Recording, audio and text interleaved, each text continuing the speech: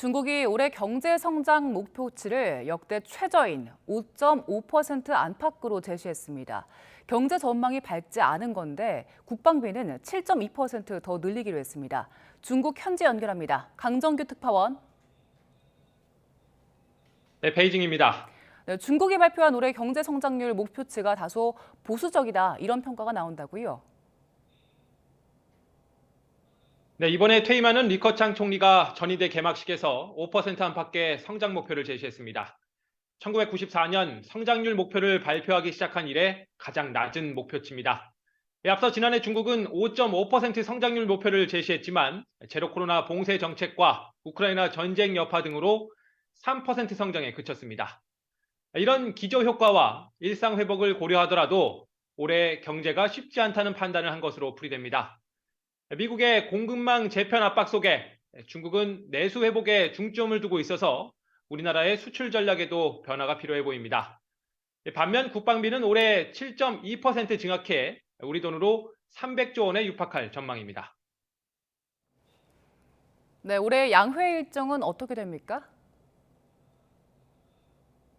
네, 양회는 정치협상회의와 전국인민대표대회를 합쳐서 부르는 말입니다. 어제 개막한 정협은 중국 공산당에 협력하는 여러 정당과 사회단체가 참여해 협치의 모양새를 갖추는 행사입니다. 앞으로 일주일 동안 토론을 거쳐 각종 국가정책과 예산 등에 대한 건의를 하고 11일 폐막할 예정입니다. 오늘 개막한 전인대는 정기국회 성격으로 3천 명에 달하는 전국 인민대표들이 8일 동안 법안과 예산 심사, 국가 주요직 선출 등을 하게 됩니다. 모레인 7일엔 친강 신임 외교부장이 기자회견을 통해 시진핑 집권 3기 대외 정책 기조를 밝히고 13일 전인대 폐막식 후엔 신임 총리가 올해 국정 운영 구상을 설명하며 양회의 마지막을 장식할 계획입니다. 이미 지난해 10월 당대회에서 시진핑의 3년임이 확정된 바 있는데 올해 양회를 두고 또다시 집권 3기 공식 출범 시기라고 말하는 이유가 뭡니까? 지난해 10월 당대회가 당권을 장악하는 행사였다면 이번 양회는 국가기구 인선을 확정하는 절차입니다. 장기 집권에 대한 비판의 목소리를 의식한 듯 시주석을 뺀 나머지 인선에선 큰 폭의 물갈이가 예고되어 있습니다. 그러나 새로 바뀌는 2인자 리창 총리를 비롯해 주요직은 지난 당대회 때 이미 정해진 상태입니다. 아직 베일에 쌓인 건 딩쉐샹을 제외한 나머지 부총리 3명과 내각 장관들 정도인데요. 이마저도 시진핑의 사람들로 엄선된 당 중앙위원 205명 가운데 고르는 것이어서 결국 1인 권력 체제를 추인하는 인사란 한계를 지닙니다.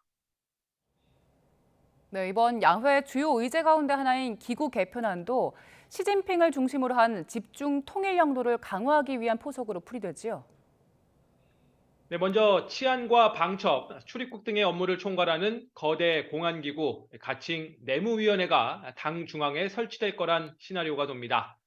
또 홍콩과 마카오 관리, 또 TV 라디오 감독 기능 등을 국무원에서 당 중앙으로 이관할 거란 말도 들립니다. 아울러 과거 중앙금융공작위원회도 부활시켜 당이 금융 권력마저 거머쥐는 그림입니다. 결국 당권 강화로 요약되는데 이런 곳 시진핑 한 사람에게 권력이 집중되는 체계입니다. 지금까지 베이징에서 전해드렸습니다.